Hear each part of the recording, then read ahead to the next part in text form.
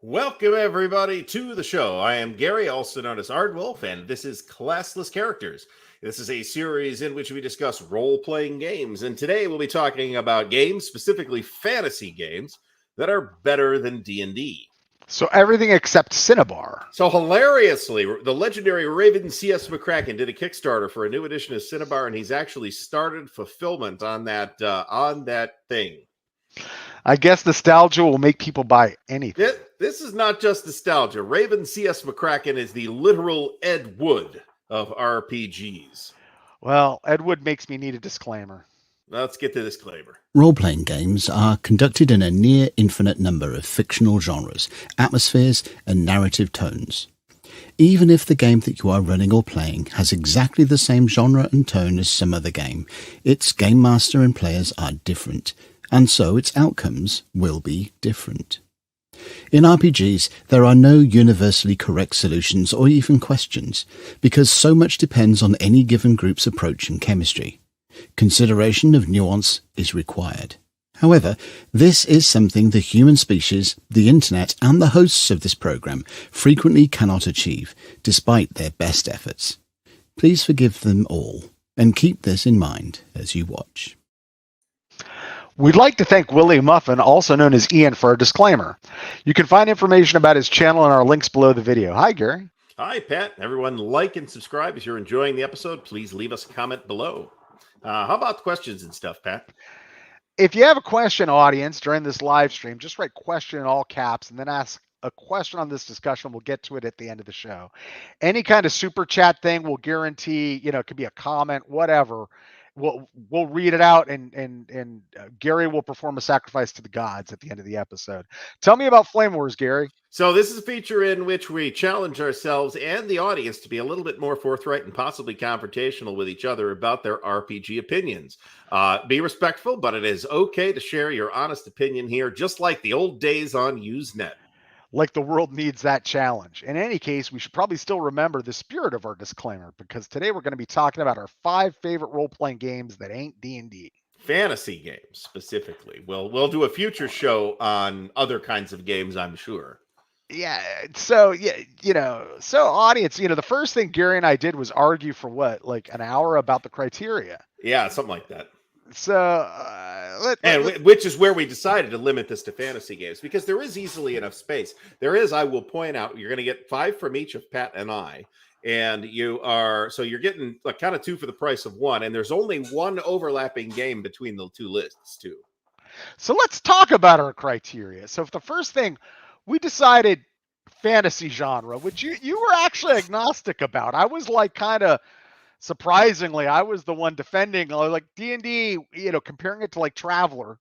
Like if you came out, which is very possible, you would have had number 1 better game than D&D, Traveler. Oh no, it was totally was where that list was. Right. It's like, but it's like completely apples and oranges. I mean, it's like it's a sci-fi game. You know what I mean? So I'm at least like D&D pretends to be fantasy genre, although that's a debate. What genre is D&D? I think D&D forms its own special subgenre of fantasy with its own subset of tropes and stuff. And it's just one of the challenges that it faced with 4th edition, is it tried to meddle with that subgenre, and it, among other reasons, there were other reasons why 4th edition was not successful too, but I think it's its own thing. I think it's not good I think it's not a generic fantasy game, and we should do a whole episode on this. I think D&D is not a generic fantasy game because it's not good at generically simulating fantasy. Well, here's a question for you. What is generic fantasy? Well, generic fantasy is everything, right? I mean, if we look at the kinds of we should really make this its own episode. If we look at the kind of, let's take Appendix N as our benchmark of what kinds of fantasy D&D was inspired by. It's generally, early versions of D&D at least, are generally doing a fairly bad job of simulating those types of things. We have Conan. Robert E. Howard is supposed to be a major influence on early D&D. And there are certainly places where you see that, but at the same time, it's very difficult in early D&D to make that kind of character. Is he a thief? Is he a warrior? He's both. And Early D&D handles that pretty poorly. Other editions, there's a million editions. So we have excluded all versions of D&D from this discussion. And controversially, we are including in that prohibition things like retro clones and that are basically new versions of D&D. Well, before we get to that, I want to talk about this genre thing. So I think, I believe the term is horse hockey is your point. There is D&D is a fantasy game. Sure, it came around and it was the first fantasy game, and it tried to incorporate some influences. Okay. Mm-hmm. But I agree with you. It's not generic. It's that it never really had a setting. How's that? It didn't really have a world that was trying to impart. We can talk later about things like Greyhawk and whatnot, but what I'm saying is at its start, at its genesis, there was no world. Now, the cool thing about the game, one of the cool things about role-playing games that got us all into it is the DM could make his own world, right? Yeah. So we could handle that another way. So I think accidentally, they were incorporating a bunch of these influences and stuff like that. And what they unwittingly were doing was providing a bunch of like kind of tool sets for people to build their own fantasy worlds. However, rapidly, they reached a ceiling of what they could do with the mechanics and the process that they were trying to get after, which is class-based, level, and rights issues, because really, most of the early stuff they were doing, they were just stealing stuff. Well, they got in trouble for that. They didn't actually get sued, but they got a nasty letter from the Tolkien estate. Or I don't know if it was from the estate or from Tolkien Enterprises, but they got a nasty letter about the hobbits and the Balrogs and stuff like that, and they removed those as quickly as they could. Elric of Melibone, anyone? Michael. So, Moore, that's a different. We could talk about that later. I don't want to get into that because we could actually have a 10-minute segment on that. My point is, they were. Certainly people were running campaigns. Oh, absolutely. Okay. But they weren't publishing anything about campaigns. They were publishing these modules, et cetera, and campaigns were happening at home. And that was kind of the advice that was given. And don't get me wrong, I don't disagree with any of that advice. What I'm saying is they inadvertently created a generic-ish fantasy game. Okay. The problem I have is if it's a cop-out to say that its own genre, because then you can't really compare it against anything. It's like it's the classic D&D heads way of saying, well, you really can't compare D&D to any like game about an actual fantasy genre because it's its own thing. No, I judge it by the standards right now and the list that we're going to be doing of the fantasy genre and how well it implements that in whatever setting it thinks it's trying to emote. Okay. But now, all right, so the second restriction we had after the fantasy thing was no retro clones. So my question to you is, what the hell does that mean? Well, there's I'm not the expert on this. We have the expert on this lined up. So, we'll get his opinion at some point in the future. But when are you a retro clone and when are you your own thing? That's a good question. And the line might not necessarily always be clear on that. So, for example, is Hackmaster, the first published edition of Hackmaster, a retro clone? And I'd say no. I think it's got a bunch of its own stuff in there.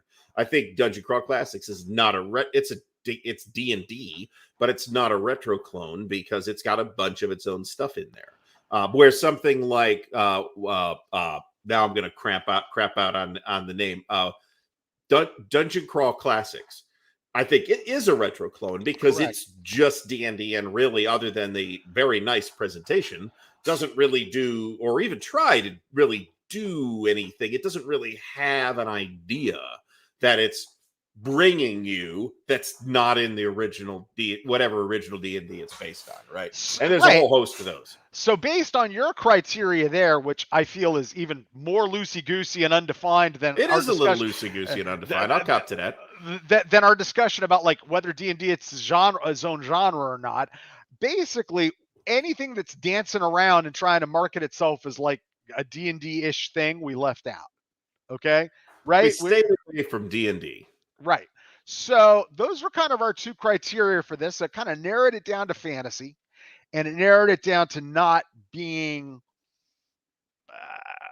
and trying to emulate Dungeons and Dragons or capture a feel. I don't know what capturing feels is. I bet there are a lot of that'd be an artistic trick. I want to capture the feeling What? There are games that have tried to do that. A couple that I can think of, and there should have been another assumption that we started as a criteria here, and we'll talk about that when we get to that particular selection. So, without any further, who's supposed to go first on this? I'm going to go first. All right, we're going to count down the top 5, and of course, sub disclaimer here: these are our choices. Feel free to argue with them in the comments. No, they will be different from your choices. My choices are right. So continue. Yeah. Okay, so my first choice, and we do have visual aids here. My first choice is Blades in the Dark. This is a Powered by the Apocalypse game. I'll tell you that it's the only one of those games that makes this list because I think it's the strongest fantasy entry using that system. I've played this. I think it's very good. This is, however, a very tightly focused fantasy RPG. It is intended to replicate the kinds of stories that you see in the books like the Stephen Brust Jerrig series or the Gentleman Bastard series by Scott Lynch. So you are a gang of rogues, and managing the gang, which is kind of a character in itself, is a whole little mini game inside the game. It's actually quite neat. I've had a lot of fun with it. It is, I think, more tailored to one-shots and short campaigns than open-ended campaigns, but you could do it open-ended until you run out of gas. Like a lot of those kinds of games. And I think, at least in the fantasy space, that for me, and I'm not an I haven't played them all because you can't, because there's so many Apocalypse World engine games. I think this is the best expression that I have seen of those mechanics, really at all, but specifically within the fantasy genre as we're discussing it today. I was invited to play in a campaign of Blades in the Dark. And I signed up, and when I immediately saw that how the mechanics were laid out in the sense of like how things get resolved, like you were saying, managing the gang, etc., the simulationist in me immediately said, "This ain't my bag, guys. I'll see you later," and bailed out. It's way too procedural for me. It would bore, like what you were saying. I might be cool for a one shot with a bunch of players I know or something, but it was like a campaign of this. This is going to get boring in 2 months, and I just bailed out. Yeah, that was my vibe I got from it. Now I didn't play it. I was just making a character, so a lot of that could ride on the GM, etc. But I found it. In fact, this is. Like it could have been a play by post thing, which is kind of an insult I'm given as an RPG. You know what I'm saying? So sell me on it, Gary. Tell me how I'm wrong and tell me how I'm right, maybe too. Well, persuade me and sell me. You're right in that it is not a simulationist game. It is a narrativist game. All games are, blends of all three things in some capacity. We hate you, GNS, but yes. This leans, well, yeah, the terminology remains somewhat useful, at least at a superficial level. Sure. But it is giving you narrativist tools to, so there's some comments in there about with some other suggestions of games that do this kind of thing. But it remains it's a good expression of the subgenre of fantasy fiction that it is attempting to work on. There's a companion game called Band of Blades, which was the same thing, except it's more Black Company type of stuff, where you're playing a mercenary band or some kind of armed force or something like that. But I think you can have a lot of fun with it if you have complete buy-in, like all these games, right? This is true of any RPGs. You need buy-in from the players and the game master, obviously. Although, if the game master doesn't buy in, then the game doesn't last longer than a session, right?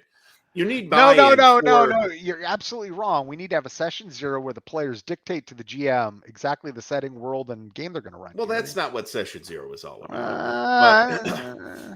But you want is, that aside, I think you can have a lot of fun with this. You need to kind of get everybody on the same page of, okay, we're going to run this, Band of Rogues in a Fantasy City campaign, and then set appropriate expectations about what that's going to look like in the interface between the game and the real world, right? Are we going to run it as a one-shot, which is how I've played it?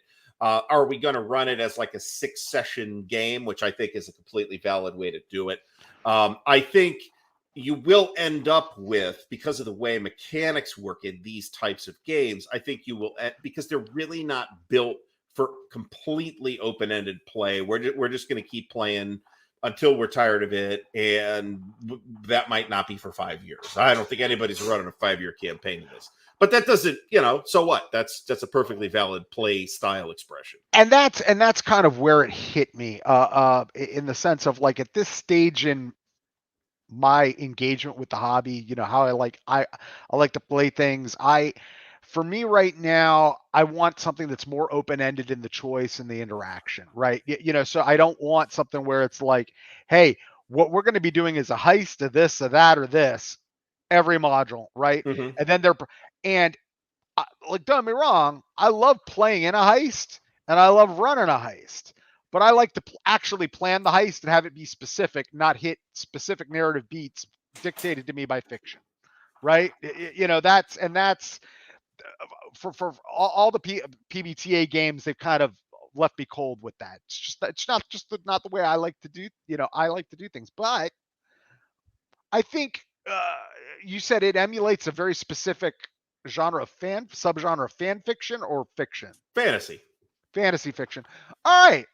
Right. And I think we'll see. That's a theme of mine going through this thing based on our genre discussion, which is how well are you doing?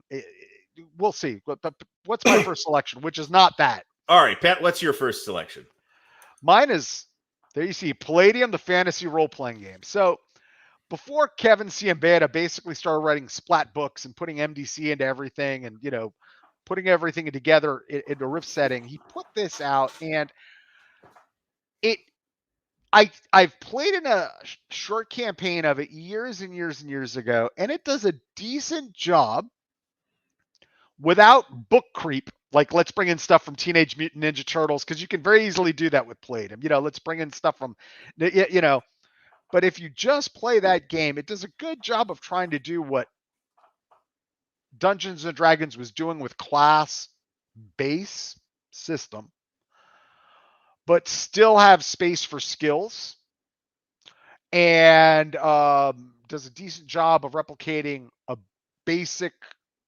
couple basic magic systems, and that's it. So I think in terms of like doing that, I guess this number 5 choice is my representative of all those other ones like that didn't do that, like Powers and Perils, which we'll talk about. All these other fantasy games that were coming out late 80s, early 90s, specifically fantasy. I think this one comes closest to being like in the spirit of D&D, what D&D was, but being a completely different viable alternate.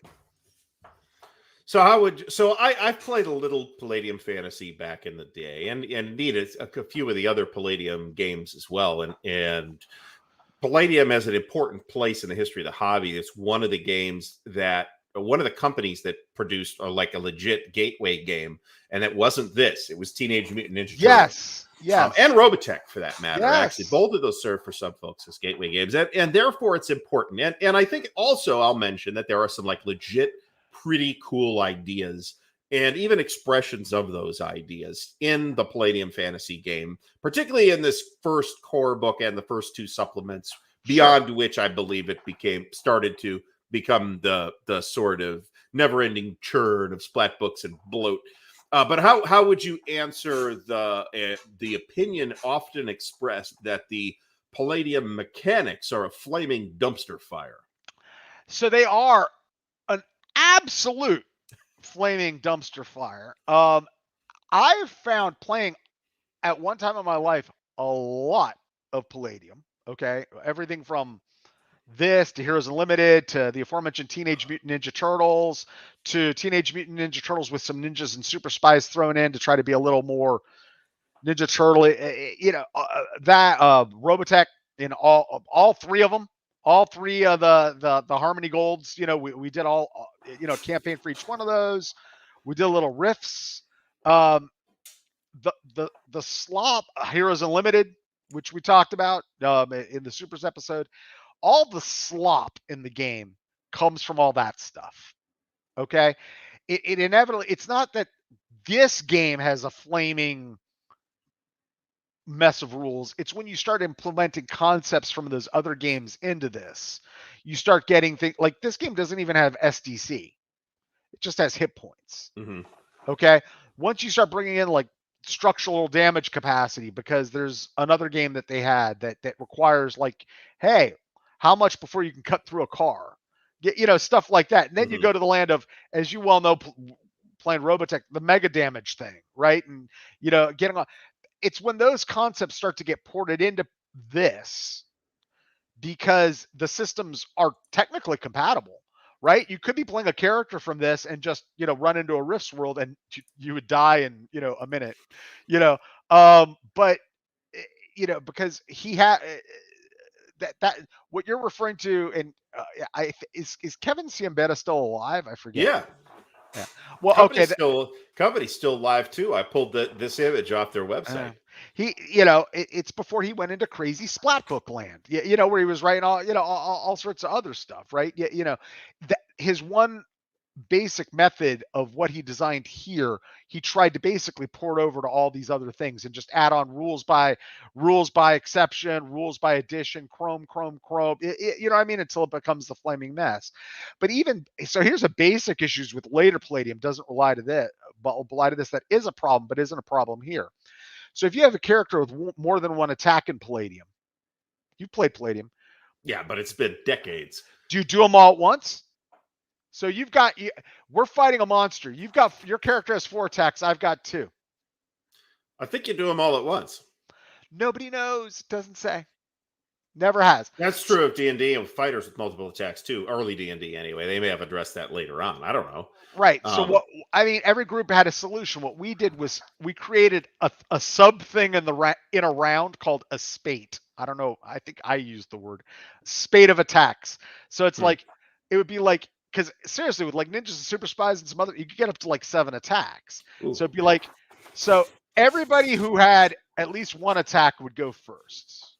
Everybody at 2. You follow what I'm saying? And then you just get to a level where, oh, I've got 3 more attacks, so I'm just gonna, like, you know, attack the guy 3 times. But yeah, that's a flaming mess, and it's from expanding this very basic system outward and not thinking of the consequences of like, I'd give him 4 attacks, because the other option, we followed that instinct because that spate system was better than like, well, if I could just go up there and attack this thing 7 times, it's dead. Mm-hmm. You know what I mean? Like, it didn't make any role-playing sense. It didn't make any, you know, we were trying to somehow prop up the verisimilitude of a system that didn't need it. So anyway, that's that.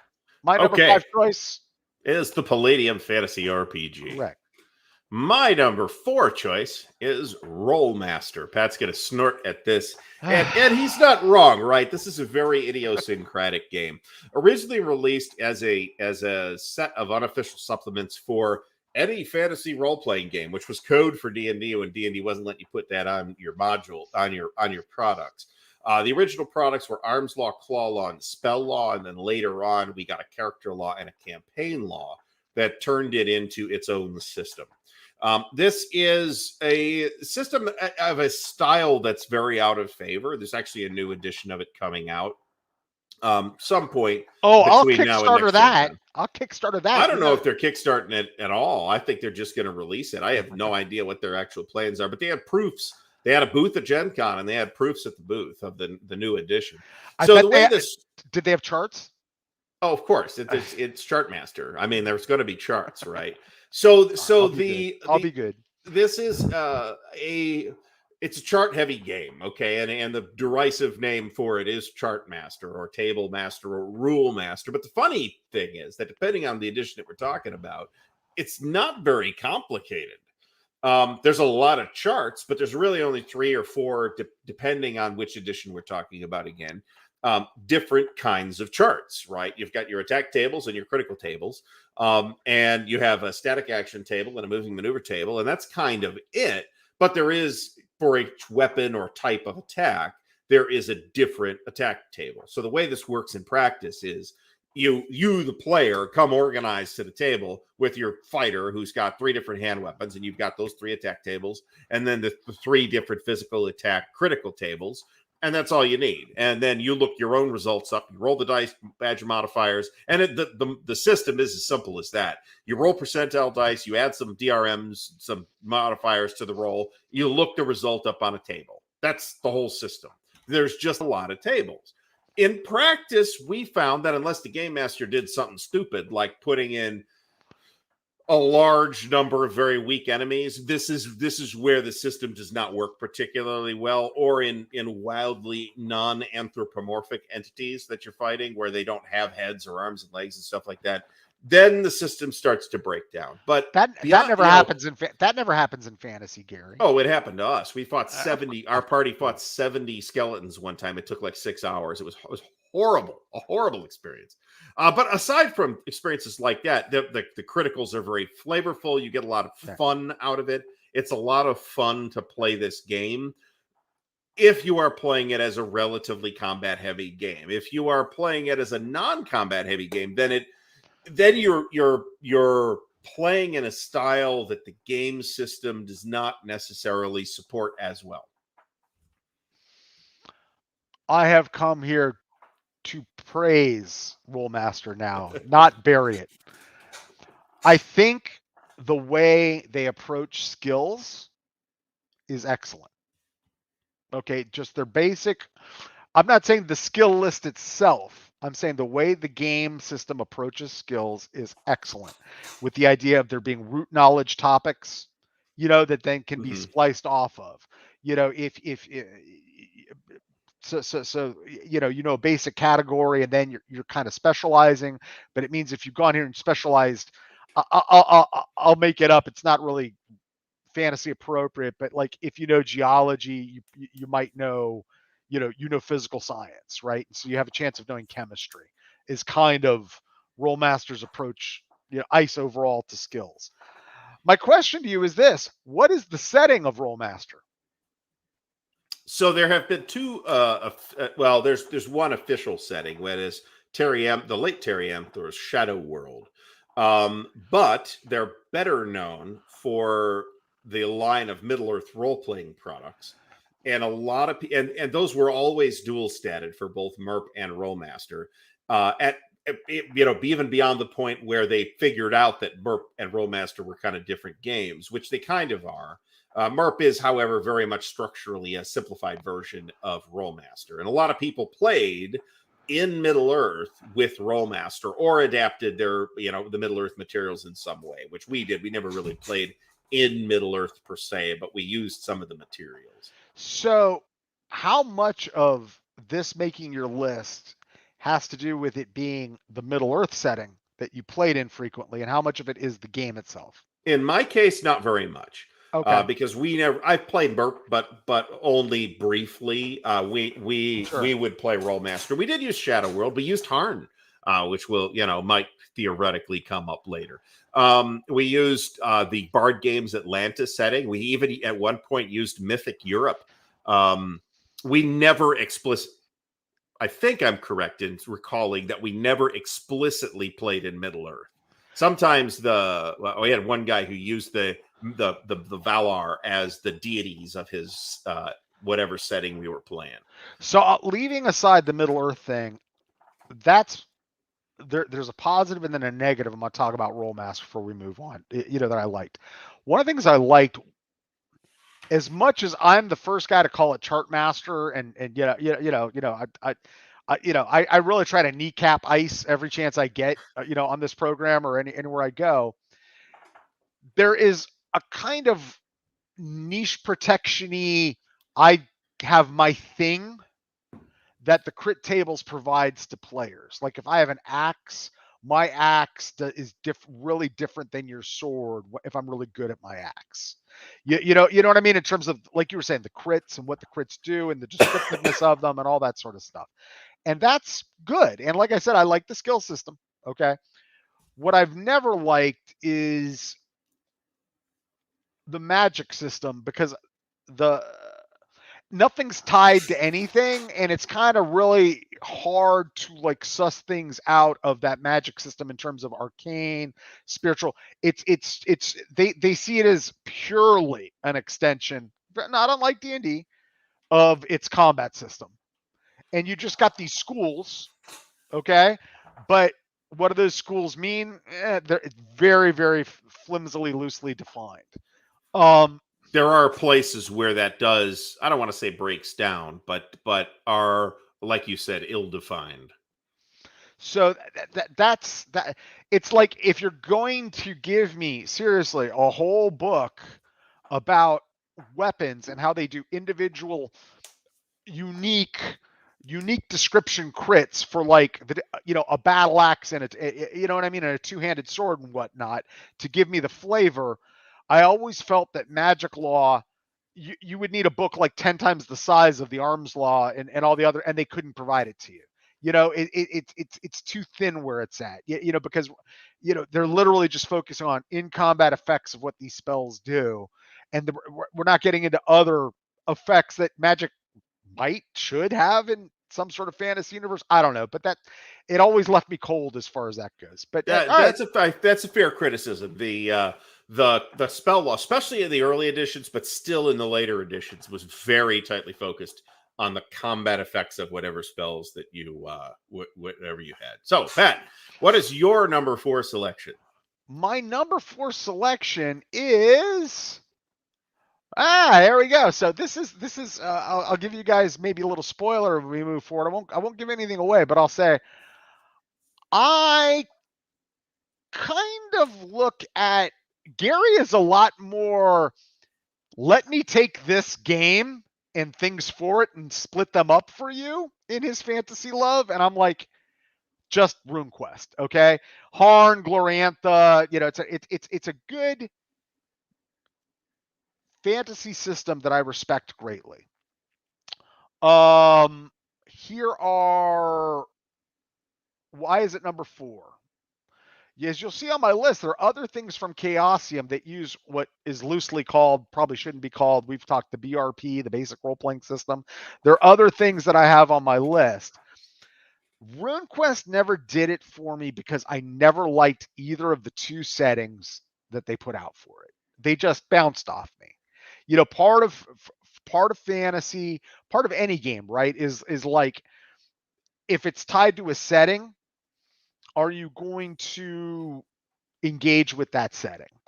And while I thought a lot of the stuff that they did was really interesting and neat, and I respected in Glorantha about like a Bronze Age societies and stuff, it didn't do it for me as a setting. And Harn, which you have a deep and abiding love for, there'll probably be 3 Harn entries coming up, as we move forward. It never did it for me either. It was too it was like a Monty Python skit about how dirty the medieval ages were in terms of like, I don't care about the levels of corn production in a village, and it left out a lot of other stuff. Okay, so but I respect the system and how it goes about essentially, and this goes for some future entries from the BRP that we're going to talk about. Chaosium made the decision to basically say, look, we've got this very basic way of doing business in terms of skills and attributes, but we're going to hardwire everything else for whatever setting we're going to run it for. All right, the magic system has to be designed from the ground up almost, for things as disparate as Pendragon or whatever the case may be. We just got to like approach it completely different. It's a different setting, so it's got a different tone. So Chaosium at this stage of the game was always like the not generic people.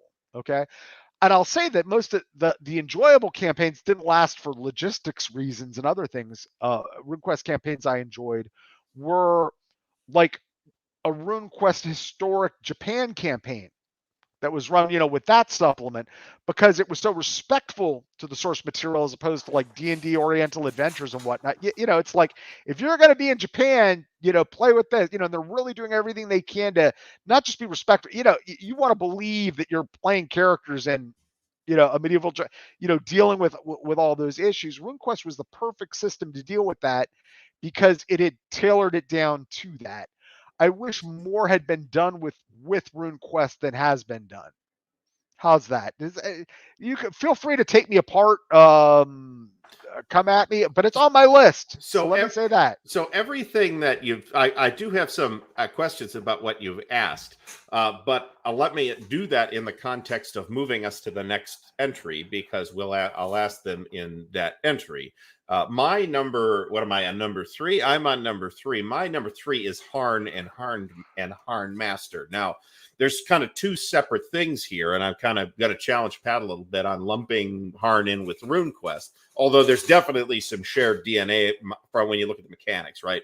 So you've got the setting of Harn World and the system of Harn Master, which came along several years later, and which is clearly a BRP inspired thing.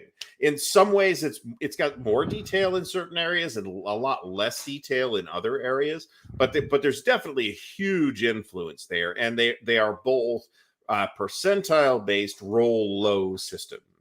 But there are some interesting innovations in the Harn Master implementation of that I think are worth looking at, even if you're looking at BRP based percentile series, for example. So the appeal here, though, is really much more with the setting of Harn than it is with the Harn Master rules, which are, I think, pretty serviceable. I mean, they're in one way, it's very easy to get a Harn campaign going in Harn Master because all the setting stuff is already built for you. It just kind of fits in.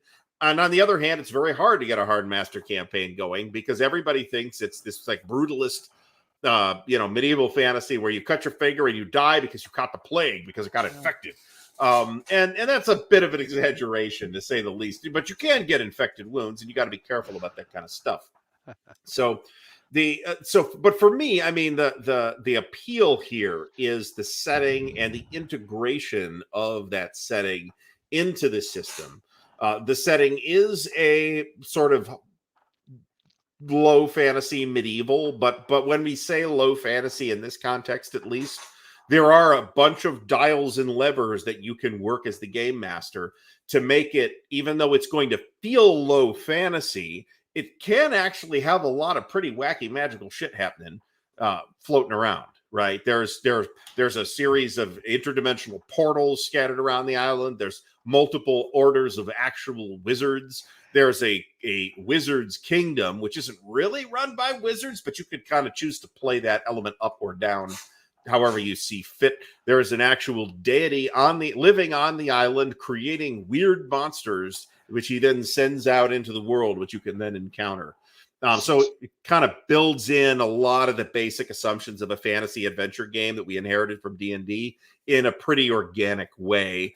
And the system is very rooted in the sort of early Middle Ages, 900 AD medieval England, Anglo-Saxon England type of period, to a fault, actually. Some of that, like that demographic, right? Like that demographic and social work that you really do kind of want to do building a setting like this, but you don't necessarily want to publish it as such. And 62 people live in this hamlet. We have all that for Harn, and the level of detail is really high on a lot of those mundane questions. The fantasy elements are there too, but it can be easy, depending on the exact piece of work you're looking at, to get lost in the mundane details. So reaching back a look to my RuneQuest selection and now talking this Harn world, they both share for me, right? So the settings really didn't do it for me, right? And it didn't do it for other players I had at the time. Okay. So it was kind of like right out. Sometimes it was being pitched to me as a campaign. I think what they lacked was, hey, here are more settings to plan, or B, here's how you can create your own setting. And those pieces just didn't come with these. You know what I mean? It's built, like you said, it's built around circa this idea of a 900 England circa, and that's it. And there's no way to what if my players want to do a desert campaign? It's like, well, I did, and a lot of it, I don't want to put it down too much. A lot of it has to do with the research you could do at the time. Research is a very different animal today, and even in terms of accessing published books to get ideas from or pull from the real world. But I agree in with your location of this here is your third, or concur. Okay. And that's why everyone, for all my seeming dissing of RuneQuest, it's number 4. Right. So that's it. All right. So I don't even remember what my next selection is. What was it? So your next selection is Talsislanta. So if you want a specific setting and you want to get away from like elves for the 100th time and Hobbit reimaginings for the 100th time, no humans. Talsislanta is a good, fun system that's not based off anybody's IP. That God, I always forget his name, and I'm forgetting Stephen Michael Secchi. Right. Stephen Michael Secchi did. That is a very neat exercise in intelligent world building over a long period of time. That is a neat setting to play in. And so, really, I think you could go with any of the editions as it came out. Even given my handle today, dare I say the WotC edition is pretty good too. I'll tell you, I was reaching out on pre-Magic the Gathering WotC, I'll point out. Yeah, because he published it originally with Bard Games, with self-published basically. Bard Games died, so WotC then published it, and there was another publisher in there. Oh God, there's been at least 2 other ones. Yeah, and then Morrigan Games lastly, and everything except from what I've heard from the Talsislanta heads, I played mainly the WotC Bard Games era, but from heard is like Morgan's okay, but today it's all free. You could he made it Creative Commons in 2010, and you could just download the whole set. Now, what's the downside to that? Well, you got to learn a setting. You got to learn how these cultures work and their uniqueness and stuff. And there's a lot of people who are like, hey, I just want to dive into a dungeon, but if you're going to run a campaign, for me, if I'm going to run a campaign, I certainly would at least. If I was going to port over a setting, I'd at least want to know what's going on by setting after reading that stuff for like 2 months, and then have stuff go out there. In fact, kind of idly asking for a friend. Here's a little role-playing secret information I found out from everybody. I went on to a server that shall not be named. I don't think any of this is illegal, and said, hey, does anybody have any stuff that they've done to convert Talsislanta to the GURPS setting? And a person who shall not be named was like, hey, here is a Word, and you can see it, Word thing from 30 years ago. Okay, Word document where possibly, shall we say, an agreement back when GURPS 3rd edition was publishing everything as a supplement, where possibly a supplement might have been published, but WotC killed it. Okay, it killed the deal. So at this point, it's just author's original created work. You know what I mean? But of translating all that stuff into like templates, and so you could run it in GURPS. And this is kind of my choice. And the system itself, it's a good system. It's built from the ground up to express its different types of magic that are generally kind of different than everything else you've seen in other, because it's for a unique setting. The guy came up with unique cosmologies, etc. So it's almost like the original ultimate work in world building. I would put it up there with Glorantha as a setting, that somebody developed in the fantasy genre and the hobby that's out there. And the best part about this today is, like I said, it's free. All right. And you could run it in its own system, or you could run it in another system. That you could make the character that you see on the front. It's just, what you need to know is the goal of the author was, I want to make fantasy that is not deriving from Tolkien, and that is not it might be deriving in spirit from things like Howard. I would say there's a little bit of Howard spirit in there. Jack Vance more than anybody else. Right. And some Jack Vance, but I want to create my thing, not like port something. For familiarity. So there you go. Number 3. I no complaints with Talsislanta at all. The system is an interesting system. It's pretty loose system. You might, I think, part of me kind of recoiled at it back in the day, because it is a template based character creation system where you basically say, okay, I'm going to pick the Thrall Warrior. And that's the kind of character I'm going to play. That is my race and class and everything bundled into one. And then I have a certain limited ability to customize that, right? But what that does, and I didn't like that at the time, but what that does is it gives you a hook into the setting. It's like, okay, I'm a Thrall warrior. I'll read the 2 paragraphs of information on Thrall warriors and what they're like, and and that's all I kind of need to know to get started, right?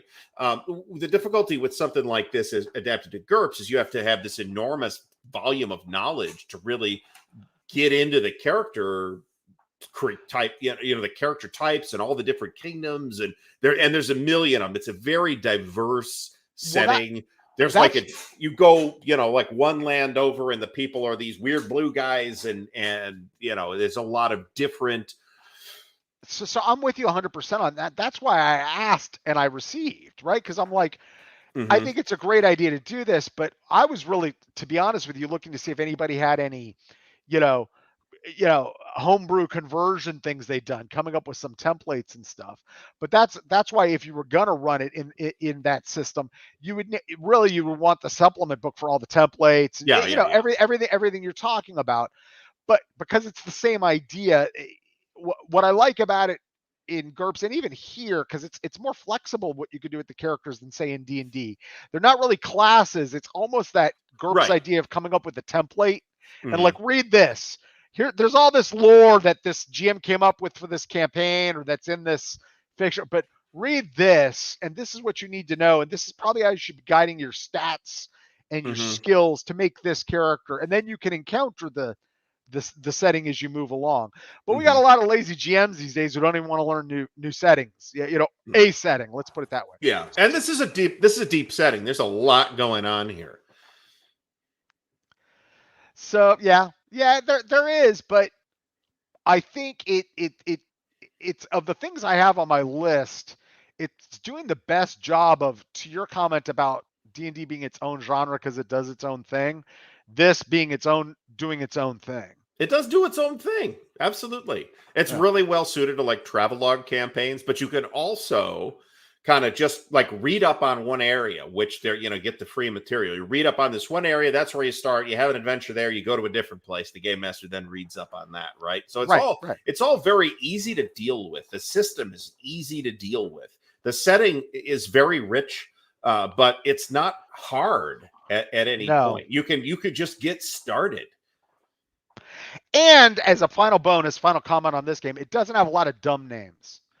That's something that could shoot down an original setting, which is, if you find yourself laughing when you read the name of something, you're good.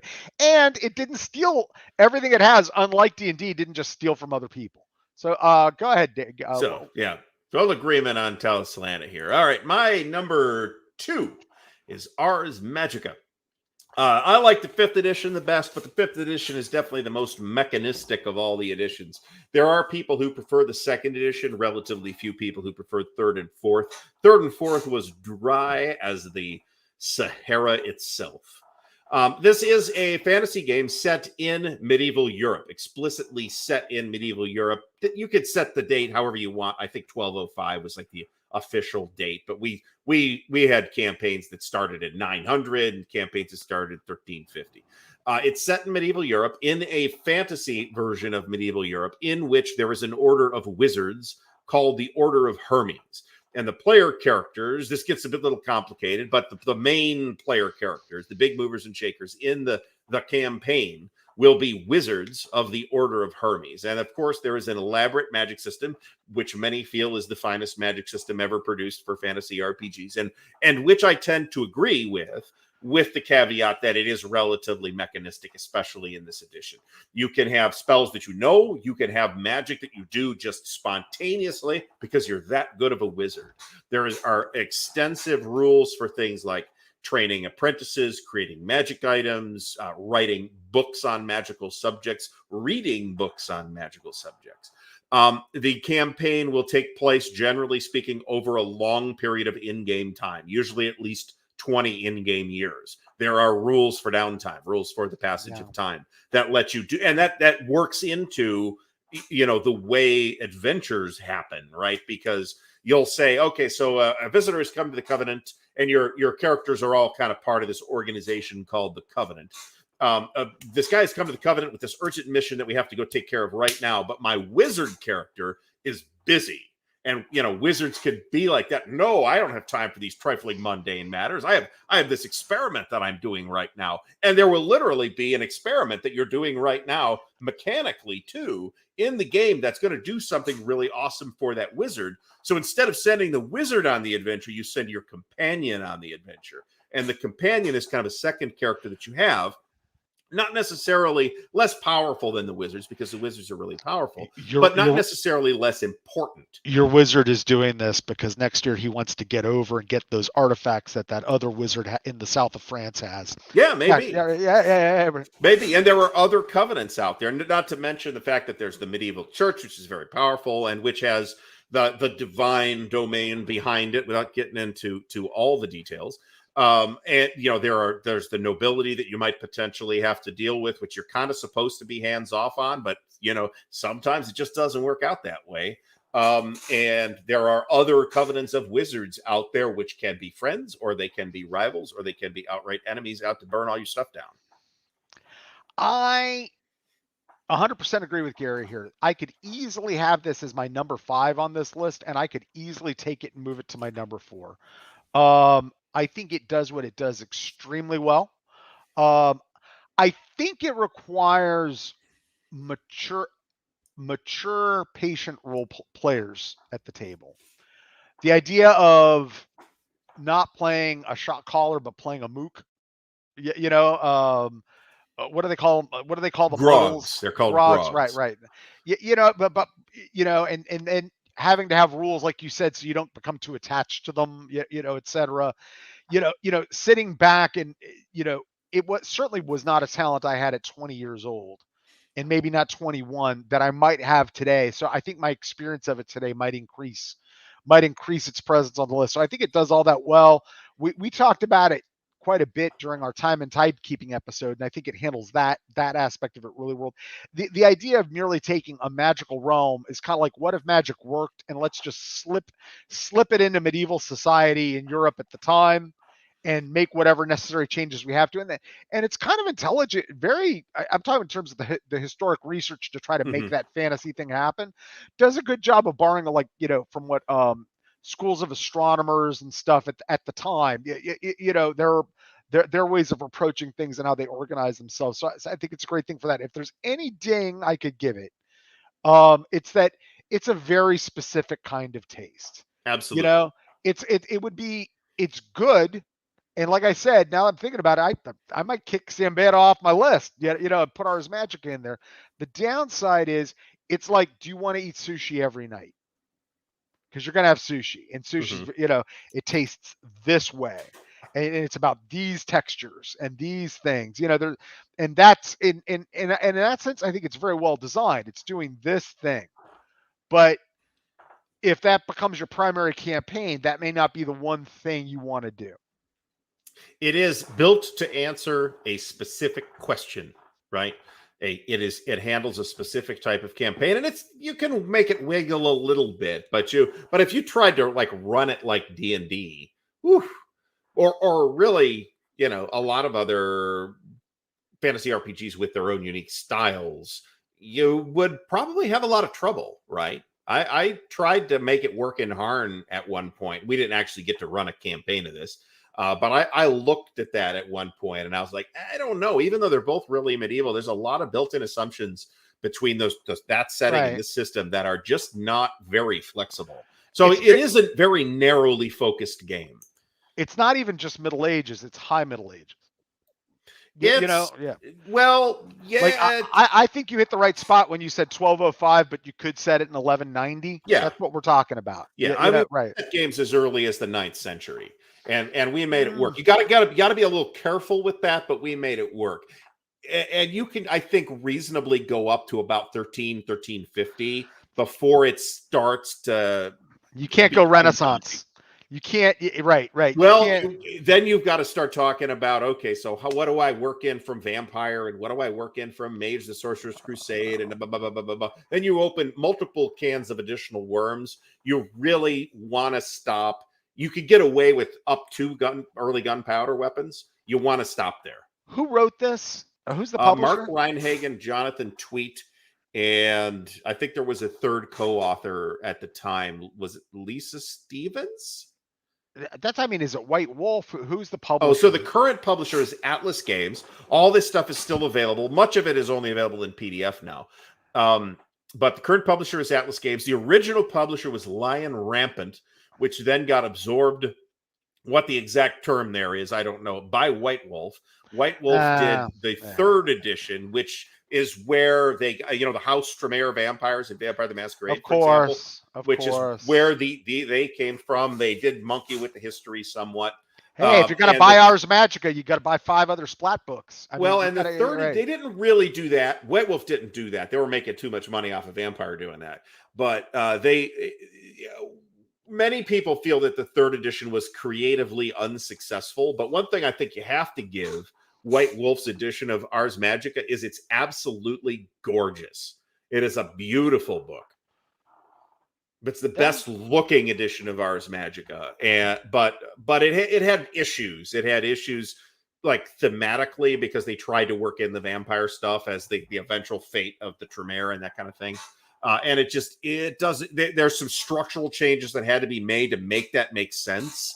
And many people didn't like those. Okay. So all right. Anyway, your number 2, actually. In terms of the emulation of a very specific setting with a very specific type of magic system being used based off an author's body of work, and I kind of won't throw Hawkmoon and whatnot in here because I think they're the Eternal Champion idea in Moorcock's world is like anything, but I don't, and from a role-playing standpoint, I think it's a different, they're different genres. You know what I mean? Playing Hawkmoon as opposed to Stormbringer. There's some commonalities for the hero. And kind of fading to your idea of what you brought up with Ars Magica, the idea that you might be with a very powerful Melibonian and playing like someone in the part, accompanying them. So getting good in, everybody isn't the hero of the story. Like we were saying, it's the wizard who's the focus of the story in Ars Magica. I think this is like a better expression in a fantasy way of the BRP system than RuneQuest is. In that it shows we're talking demon summoning and binding magic, very, very, very specific things. And it shows how this is how you can take this BRP system work. And basically what you have to do is just these pieces you have to take out of it. And you have to like rewrite them as new black boxes. There's no, supplement or anything that can come out. And it evokes the, and it evokes the setting perfectly. And part of this is also the theme that I'm getting back to when we started this, which is, for me, setting matters. Okay. So the setting has to engage you. This setting is engaging and deep, if run appropriately for a game master. So those are my reasons. I think the wonderful BRP system that allows for tailoring of mechanics to get after very specific places, ideas, settings, etc., does the perfect job of emulating the beefy books brought to the table by, the rich universe brought by Michael Moorcock's Elric, and provide something that's in a very specific defined world with magic, etc., that works in very specific defined ways. So this is there's been a bunch of different editions of this, right? Some of which differ fairly radically from others. I had the original edition, and then I had this edition, and then I had the later Elric. One thing that you didn't mention is I think this is it's got a very quirky magic system, as Pat did mention, right? It's got the demon summoning and binding rituals and stuff like that, right? But this is a really powerful system for sword and sorcery games. If you want a sword and sorcery, if you want to run Conan, this is a great system to do it in, actually. It's got basically the kind of magic you generally saw in those stories and in sword and sorcery systems in general. RuneQuest is a different animal. RuneQuest has got a lot of its own magical flavor, which we might hypothetically be talking about very shortly. But this is a specifically Elric is a swords and sorcery character in a swords and sorcery setting, and this game emulates that really, really well. Absolutely. In Moorcock's fiction, Elric is the anti-hero. He's merely taking. He's literally the anti-Conan. Right. But it's still right. So if I'm going to subvert your expectations, we still need your expectations to subvert. So yeah, it's a sword and sorcery setting, and it's kind of like Moorcock's comment. But you can always take the dark anti-hero out of it and place a like you said, a Conan-esque, normal, run-of-the-mill heroic thing at the center of it and use it. The only weak spot, I really love the BRP system. The only weak spot of this is once again, if you wanted to do your own thing and not play, which I don't know why you buy a game called Stormbringer and not want to play, in that universe, but if you want to do your own thing, that's just not how BRP works. You can't really go under the hood with it. You could play some mix about. You could technically speaking, you could go under the hood with anything, but really you're kind of not. You're just hacking it up. And the beauty of what this brings to the table is it's so perfectly built to fit for what it's doing. So why would you want to hack away at it and start hacking it? But in getting into version wars with this, my favorite version are the one you have up here, as well as the Elric. The Elric game is fantastic too, and then it gets stupid based on the publishers you got, hacking up Moorcock's work. I was not pleased. Let me say, I was not pleased with the work that Mongoose Publishing did with this material. No, and I wasn't that. I to this day, I haven't been that pleased with what they've done with Conan, so it doesn't surprise me. No, that's Modiphius. Excuse me. Current. Well, we'll talk. Yeah. Maybe we'll put that on the list, but on a different list. But you're right about the Mongoose with this. Sorry, I always get Mongoose and Modiphius mixed up in my mind. But but I like what they did with Traveler. So it's just you really could pick up this game and have an open world and let the party do whatever the heck they wanted within Michael Moorcock's fictional world and have at it. Which once you get past Elric, they're trying to impose those story beats on you. And make you play the game a certain way rather than just sit back and say, let you do what you want to do. Okay, so what's your number one, Gary? My number one is Runequest. Now, I'm interpreting this to be kind of broad. I saved some of my category when Pat listed commentary for when Pat listed Runequest. So I have historically kind of struggled with Glorantha as a setting in which to actually run actual games. It has always been a setting I've admired more than played in.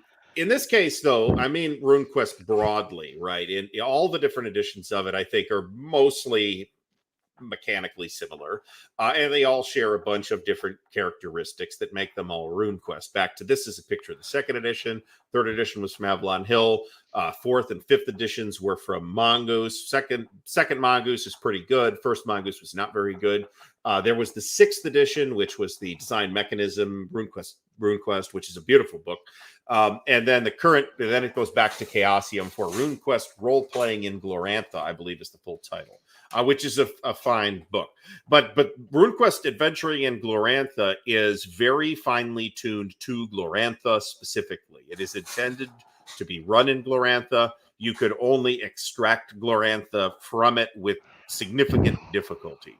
Certain other editions of RuneQuest, including the edition that I was introduced to RuneQuest with, the third edition, kind of put Glorantha to one side. It's still there. Right. But what I liked about RuneQuest, even back in the as far back as third edition, and certainly with the sixth edition as well, which is completely Glorantha free, was its utility as a toolbox RPG to run historically flavored fantasy RPGs with. Okay, and what I mean by that, a little more specifically, is the magic systems are designed to emulate the kind of magic that you see in stuff like the Enuma Elish and the Scandinavian saga literature and stuff, and even to some extent like some of the old Roman magic, which was pretty weird, by the way. That's the kind of magic that RuneQuest does. Now, if you want more of a fantasy magic, a wah fantasy magic, you might end up struggling with RuneQuest, and I think that's a fair cop. And outside that theme, it maybe isn't. You kind of have to tear it apart and rebuild a new BRP game, right? Which has been done multiple times, including with Stormbringer. It's got a very different flavor from Stormbringer. A lot of the historical flavor is less present in the new edition because it's intended to be run in Glorantha specifically. I still like the new edition. I think the new edition does some really cool things, but I also really like the 6th edition from Design Mechanism, which is now still available. It's now branded as Mithras instead. We did a whole video on that. I'm kind of we talked about RuneQuest. I did a whole entry on it. I don't think I haven't, quite honest. Well, you said your piece on it already, yes, right? So correct. So we're having a BRP love fest here in various flavors, one way or the other. So that's my rationale for RuneQuest. Pat, your number one is? Well, throw it up there. Why worry about only being able to do Bronze Age magic, but having it like peter out, like you were just talking about, when you can just basically have both types of magic if you need them in your setting? Or, right, you could just play your Bronze Age stuff, so, buy some supplements and you buy low tech and buy the Ancient Rome supplement and buy fantasy. And hey, it's funny, their default fantasy setting in their fantasy campaign, their example that they give is Rome Arcana. And you were just talking about how weird Roman magic was. Mm-hmm. The benefit to doing fantasy and GURPS is you can do whatever you want in terms of all that. You can go under the hood. For me, the reason I like it is you can go under the hood in a way you can't for BRP, really. Okay, you can spread it out and make it work however you want.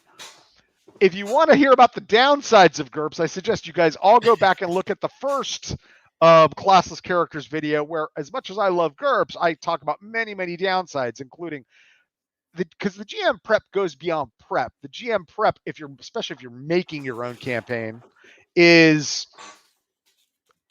laborious, right? Is micro game design with a huge tool set, and most people are like, I ain't got time for that. So I get that, but if you just have the rule and you're just relying on the supplements and you can make those play with you, or there was a time in 3rd edition, still is now, where you could probably run like I did. I asked in an unnamed Discord server, hey, has anybody done like any templates or anything like that for Talsislanta and GURPS? And somebody says, here's an unpublished supplement that never got released, right? And so that's the sort of thing you can do with GURPS. And there's all sorts of fine tuning you can do to like you can have there be 6 different magic systems. All the magic systems you were talking about in your last example, because I knew GURPS was my first choice. You're like, you could have like rune word power magic in GURPS, and you could have, all those things you could just have in like one setting if you needed it in one setting. The obvious downside is always with this, even if you're using a pre-existing setting or someone's done all the work for you, is making new things, whatever, it's going to take more time. It's GURPS. It's a tool set. And so if you want to create something brand new that wasn't already pre-created for you or something, you got 2 choices. You can completely wing it, or you could make it up. And sometimes completely winging it isn't the right approach. Sometimes it is.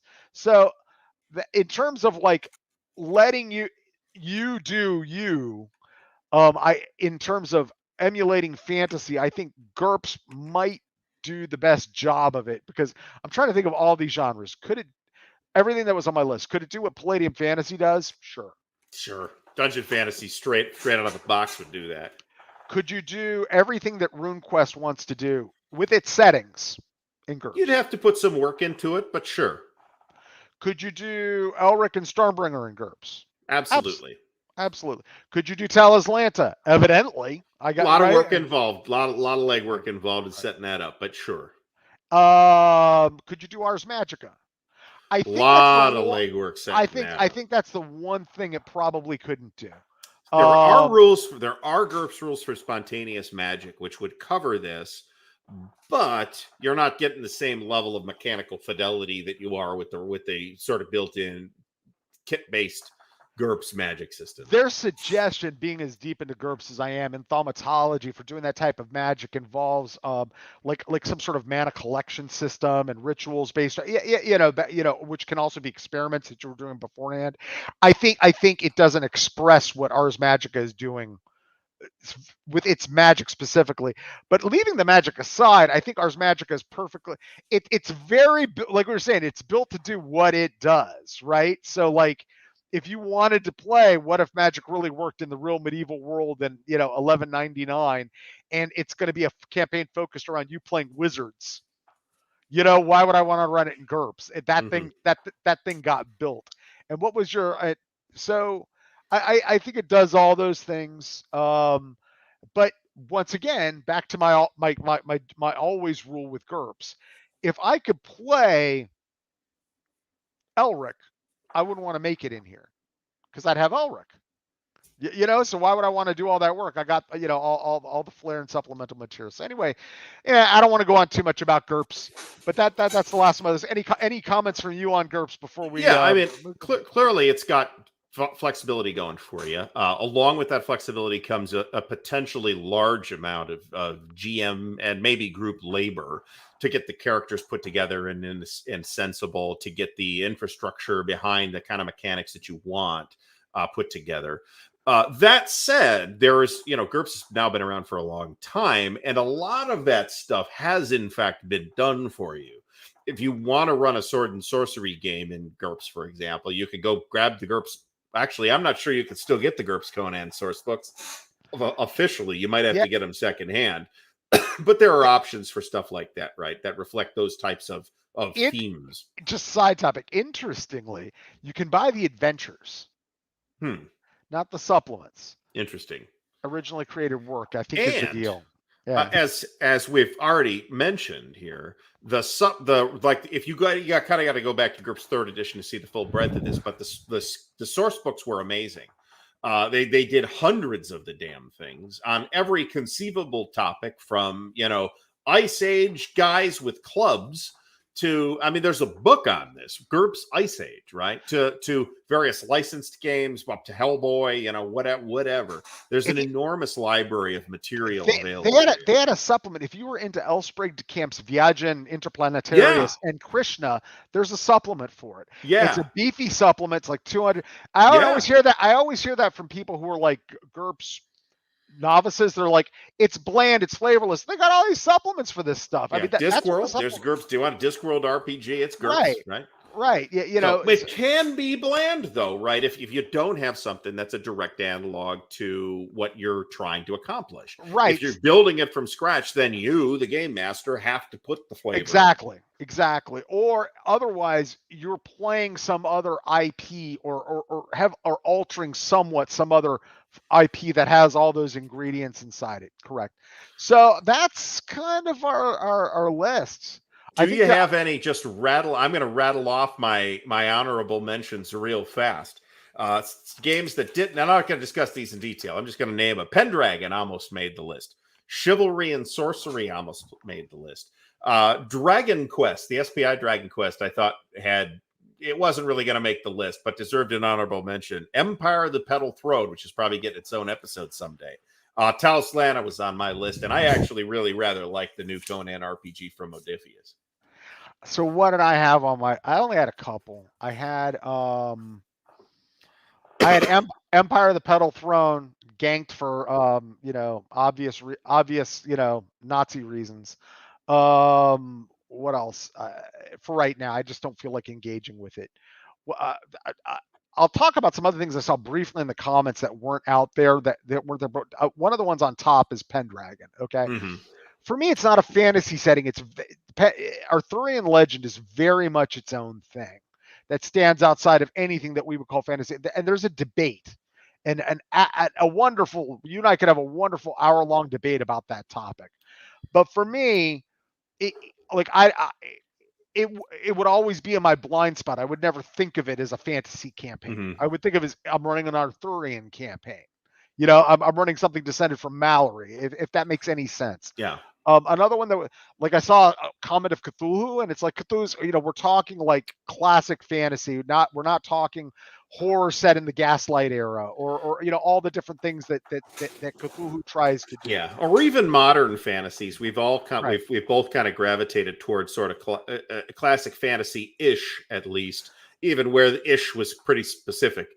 Which is back to games that are better than D&D, which also has to do with, to a certain extent, trying to do what D&D is doing in terms of as it expresses fantasy. See, you kind of admitted it's a fantasy genre. Whereas a lot of those, like, quite specifically, doing horror is not something that genre does that D&D does very well, which is an interesting side question. I think the only ones here that might do horror reasonably well are RuneQuest, GURPS, and Elric. Yeah, and RuneQuest, you'd probably be borrowing substantial stuff from Call of Cthulhu, which at Correct. that level you could certainly do. Right, you could meld them together if you wanted to have some good solid horror flavor, horror chocolate in your fantasy peanut butter. All so right. With that, let's get to. We are well over time. I've seen one question so far. So, all right. So let's answer Sterling Newberry here on Araka Kalai. I do have Araka Kalai, and it's a bit of a disappointment, to be completely honest, because it only gives you like the initial layers. Karaz is like this too, where you don't get like the whole place. You get just like a taste of the place, and you're on your own for the rest of it. I was a bit let down by Araka Kalai, to be honest. No, is my answer. No, I do not have that. Did we have? I don't think we have any other questions. So I would like to wrap us up then. Let's call it a day. So let's go in here. We figured we were going to run a little bit long, and that's okay. We ran a bit long. So this is our goodbye segment, folks, if you didn't know. Are we talking about games better than Phoenix Command or Jarun next week? Well, we could do a whole episode just on Jarun, and frankly, we might. But let's close us out with this for tonight or today, depending on where exactly you're at. I'd like to wish everybody a great rest of the day.